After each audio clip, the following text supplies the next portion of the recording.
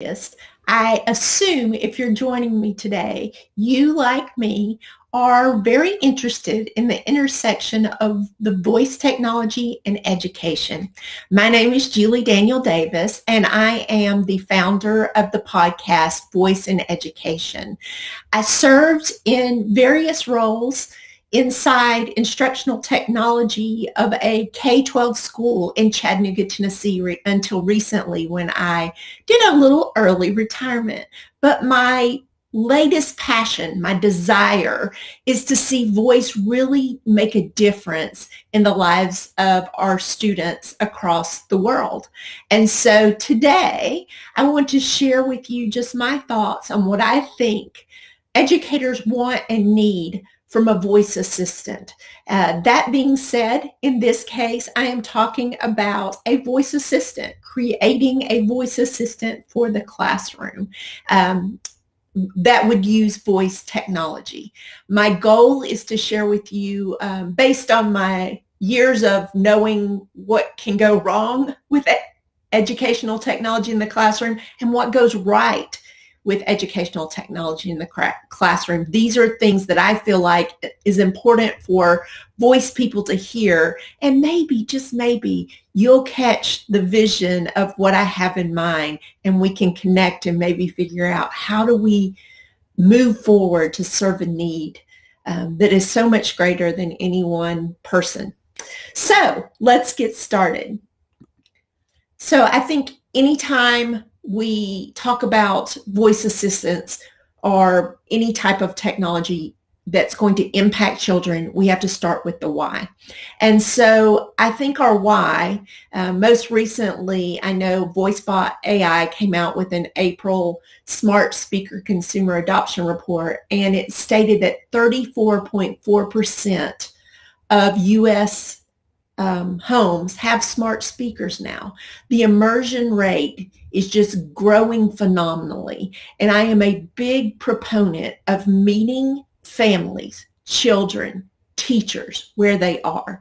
This is a tool that they're already using. So why don't we use it to help them learn as well, and to use it as a tool, not just for some novelty in the classroom or in their home. So what do I think teachers want? What do they need? I think teachers want and need a classroom-specific device, a device that comes and out of the box, it becomes something helpful in the classroom, where teachers don't have to spend a lot of time looking for, how do I use this now that I have it?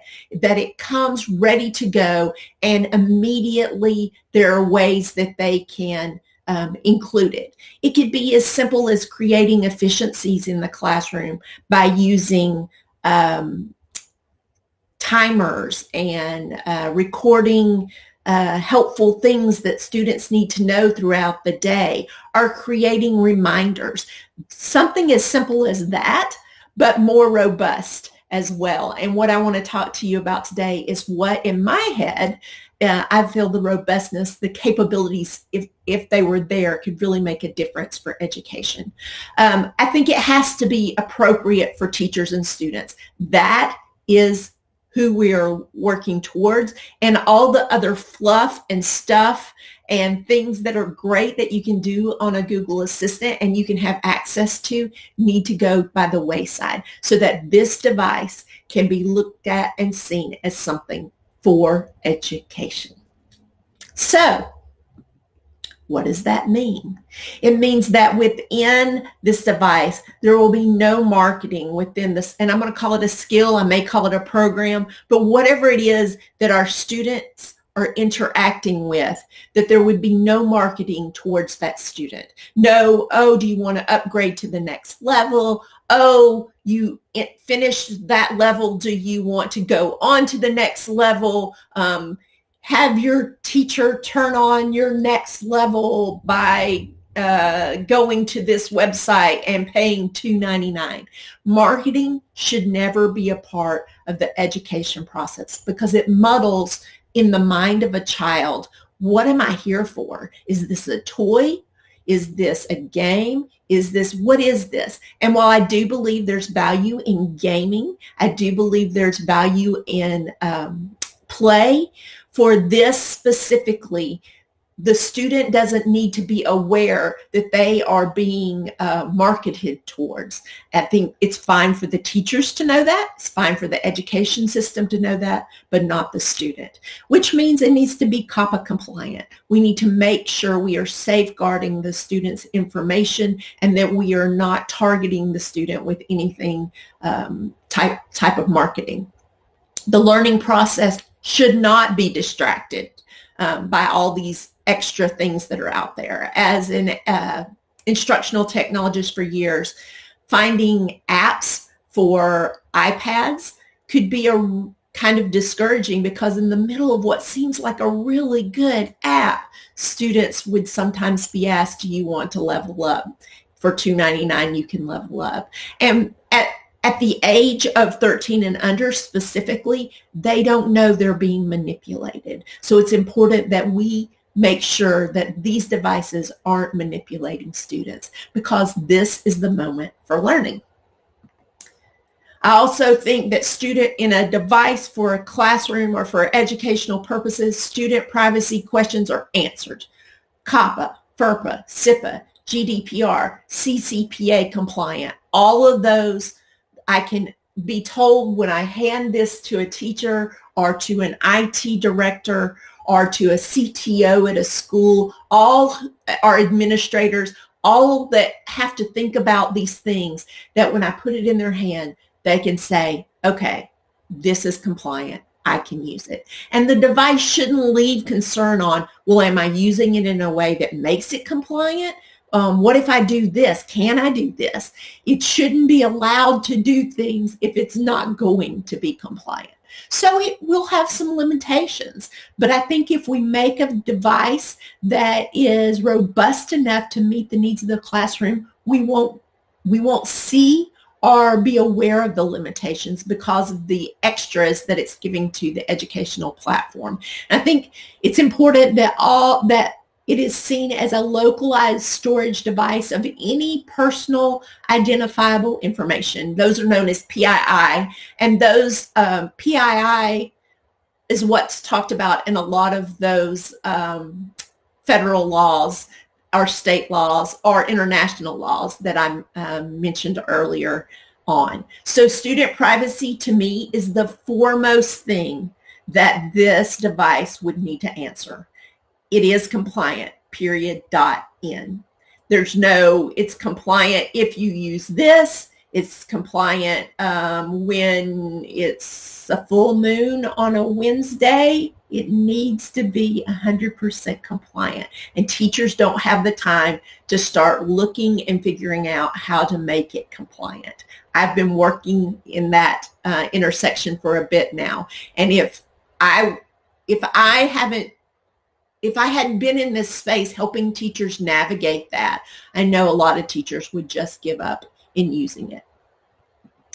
Okay, it needs to have easily findable and accessible programs. So think of like on an Alexa device or a Google device or a Bixby. I need to be able to immediately, as an educator, find what I'm looking for, because they don't have time to search. They've got to find value immediately. So it needs a search engine designed database. It needs to have the ability to bore down grade level specific. It needs to have the ability to bore down subject matter specific, standards-based specific, age level specific, perhaps even based on special needs of a student specific. That being said, the database has to be very robust for a teacher to be able to find what they need.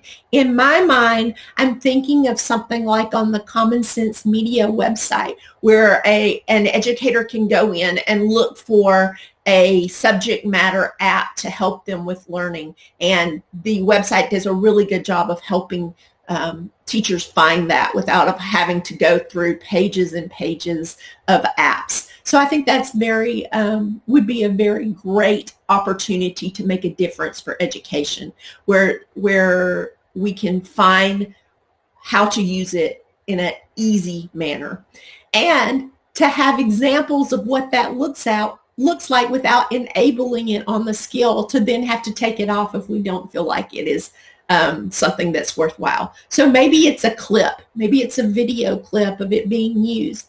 I don't know, but examples are very important. Short, very important examples of here's what it looks like in use. I think that beyond that, a lot of times as a teacher, you can't find exactly what you're looking for. So ease of creating those programs, I think, are important. So how do I create a skill to run on this device that is truly personalized for my classroom? When Amazon came out with the blueprints, it revolutionized what a teacher could use the Alexa for in their classroom. All of a sudden, I could create a study guide for students directly on what we were learning in the classroom. I could share those study guides with the families at home so that the kids could study at home if they had a device. Teachers don't know how to code as a rule. And so making this drag and drop, fill in the blank brings great value, and the ease of it makes teachers want to figure out how can I make this personalized for learning, because that's what's important forward. We're in a day and age where we no longer have to pigeonhole students into these websites, into these interfaces, because that's what we've got. We now have the ability to make it what they need. But we also have to know, the very last bullet there, is that our content is safe. Whatever we put out there, we don't need to worry about that some kid can hack it, or somebody can hack it. I want it to be able to go away when I want it to go away. I want to be able to be shared when I want it to be shared, but I also want it to be safe. So those are important aspects to moving forward.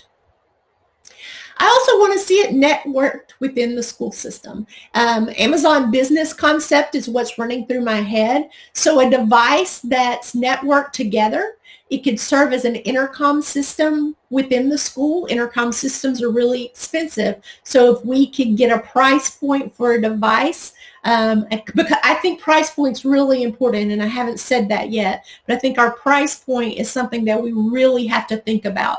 And one of the glorious things about a Google Assistant and Alexa is that the price point makes equity of access very easily attainable for schools across the country. If we go up much higher on that price point, then it becomes something that families and education systems have to think and budget differently for. So I think our price point matters. And because of that, to be able to create an intercom system and to also give out curriculum from this device, you're meeting different budget needs within a school system. So that makes it more open to schools to want to do it system-wide.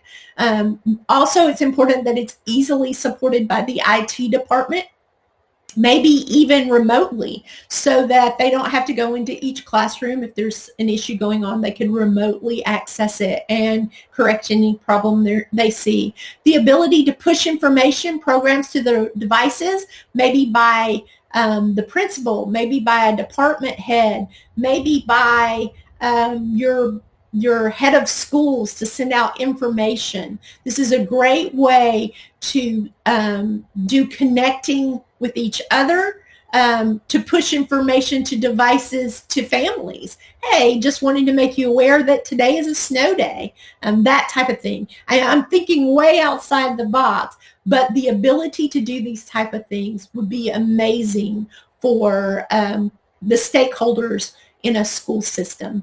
And then I think it's important that you still allow for autonomy so that teachers can use the device in ways that benefit them. If it's all pushed and it's controlled by an IT director somewhere, then they can't truly personalize it in a way that makes it useful for them. So I think it's important that if I'm dreaming, I'm going to dream big. And I think both areas are going to be important for it to be truly useful and life-changing for education. So here's where it gets, okay, if I'm going to dream, let's dream really big. So I believe that it needs to have device agnostic capabilities. So if a teacher can share a program with families at home, wouldn't it be awesome if it didn't matter what device they had at home? It would play on a Google Assistant. It would play on Bixby. It would play on Alexa or whatever else is out there or coming, to be able to make sure that it's more accessible for at-home use, especially in this time of pandemic learning. This could really be a great asset to families to enhance the learning at home by being able to share the things that are created, recorded, and for students to actually take tests via this. There's a lot of opportunities here that could really open the door for use in a time such as this. Maybe it's an app platform that allows for interaction, and it works on a computer, and it works on an Android, and it works on an iOS phone. I'm not sure what the answer here is, but when we're talking about a device that is natural language access, in a time where touching and feeling and germs are something we're truly thinking about because of COVID-19, I think this is a great opportunity for this device to make a difference in the world and the way we teach. We're in a time where we're not face-to-face, but this type of device lends itself to non-face-to-face interaction. And so now is the time for voice to rise up and meet the needs of educators everywhere. All right. I felt like I was just an evangelist. Let's see. Next, I think it's important that as soon as I look at the device, I know it is a student-friendly device. I think branding of this device, when you look at it, you have no doubts whatsoever what its limits are, what its capabilities are, and that it was truly made for educational purposes. Families, administration, teachers, students should be able to look at it and say, this is exactly what I can do with this. When the Kids Edition Echo Dot came out, I was excited about it because it has the special casing on it that shows that it's Kids Edition Echo Dot. But if I don't renew my free time subscription that keeps it COPPA compliant, then I don't know by looking at that if it is COPPA compliant. So that's got to go away. When I look at it, I've got to know that it is COPPA compliant in this device that I think is in my head. And I think it has to be marketed intentionally, directly to schools, and also maybe to families. Hey, your students are using this at school, and they may be sending you information where you can help with the learning at home. Would you like to buy one of these devices? You know, I think a lot of times when we're looking at educational technology devices, we're marketing straight to the school, but we're at a time where, guess what? Our parents, whether they liked it or not, were thrust into becoming educators, and then they're looking for ways to enhance that education. So maybe we're not only marketing this to schools, but we also market it to families to support the schooling, or maybe for families, homeschool families, or families who feel like during pandemic times, my kids just aren't getting enough. They become the educator that uses this device and sets it up for learning. Just thoughts. All right. And here's a big one for me, that you can use the device to assess student learning. Right now, because of COPPA compliance, FERPA compliance, I can't say, hey, this is Julie. I'm about to take this test. Send my results to Miss Davis. Because what happens is there's too much information there that doesn't fall within those student privacy guidelines. So maybe a student has a number code that allows them to enter, and I'm thinking like what Voiceables out of Emerson College in Boston is doing. There's a code, but what I want it to be able to do is actually record that ending results of my learning, so that the teacher then sees how I've done by looking at a dashboard. I want them to know exactly who that student was, and I want them to know that it was that student because the device recognized that student's voice, and it knows it is the one that did the learning that was put before them. I would love for that information to be available in a gradebook portal so that teachers could use that truly as a tool for assessment, both formative and maybe even summative assessment in ways that could help a teacher, especially in pandemic times, continue the learning. Here's the time, not only pandemic times, but especially in pandemic times.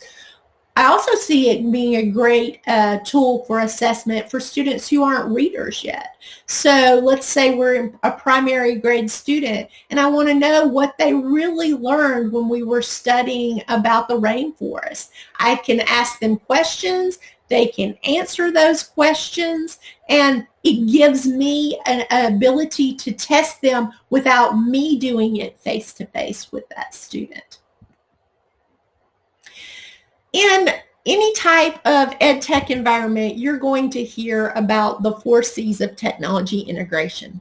Consumption, creation, connection, and curation are all things that we strive in education to meet the needs of students. So if I'm looking at a tool, and in the past when I did look at tools, to consider buying for our school system, the more of these 4 C's that a device can do for my students, the more likely I am in seeing value of it. So we know that our voice assistant immediately, consumption is something that it's going to do for students. It's going to give them information.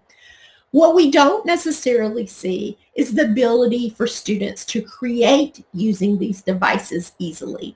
An interface that based on grade level. So it's drag and drop in elementary school. It's beginning coding in middle school. And it's true coding abilities perhaps in high school to create their own skills, actions, capsules, whatever it is we're going to call, but to create their own program for using this device. Let it be used for connection. We've mentioned multiple times how to be able to share, hey, class, this is what we're going to be working on today. Here are the tools you're going to be needing, and here are the outcomes we're looking for today. Here are the essential questions we will be answering today using this device. And lastly, curation. And I think this is one that's hard on any device. But to be able to see all that is out there, so I'm thinking of the web. So I see all the information out in the web. We need to be able to teach students and to give students a curated view of what is useful for learning. So I think of it like a funnel. So there's this funnel of all the information of the world, and we curate that information for them so that the tool, whether it be a website or a device that is controlled by some safeguards, then what is before them is curated for their needs, and it is student specific.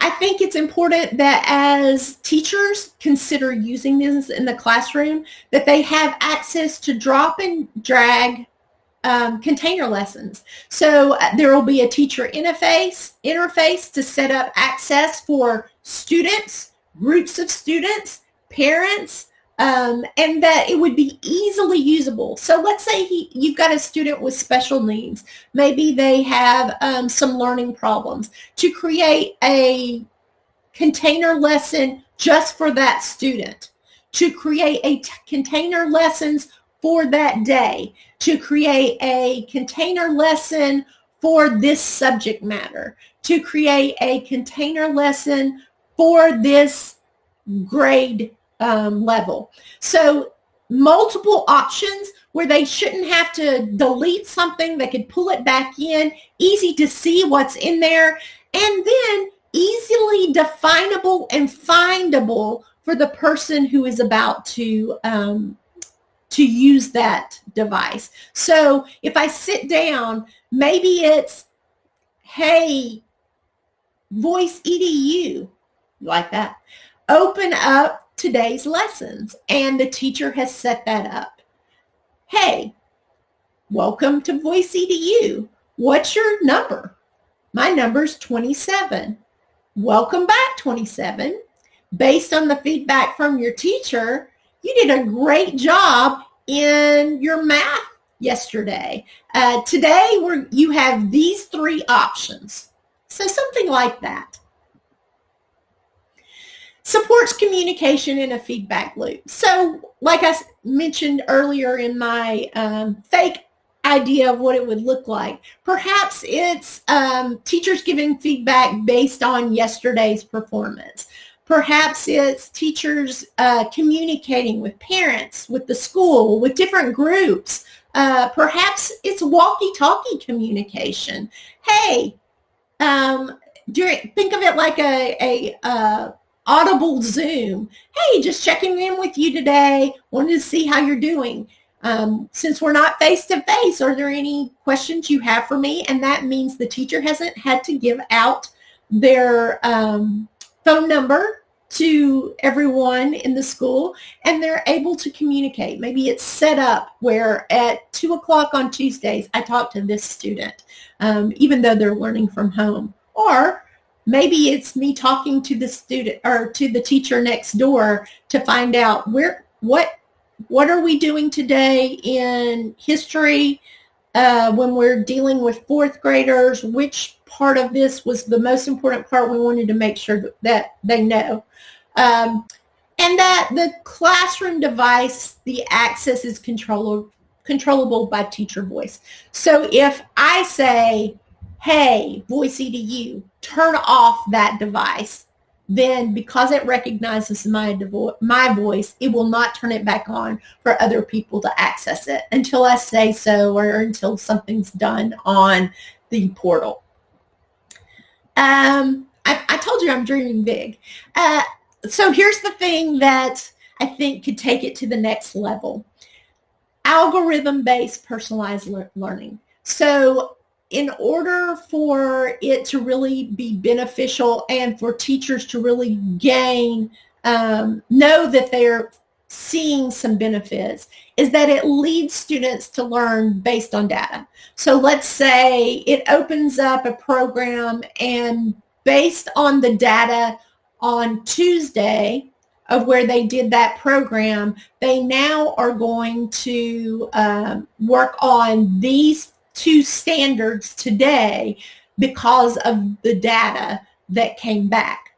Or perhaps when the user sits down, they share their number, I'm number 27. The offers and suggestions that it's given to them is based on what their weaknesses are, or maybe even what their strengths are, depending on what the teacher wants for that day. So it gives an algorithm base where it would learn the student itself, would give personalized learning to that student and allow gaps to be filled. So maybe in the middle of classroom instruction, you realize this student doesn't get this part of what I'm doing. You send them back to the voice assistant to work on that part while you continue teaching. The voice assistant becomes a teacher assistant in the classroom. We've already seen that by using the Kids Edition Echo Dot. But to take it to this level, we know that the more and more intentional we can become of creating devices that meet needs, the more and more useful it is in the learning process.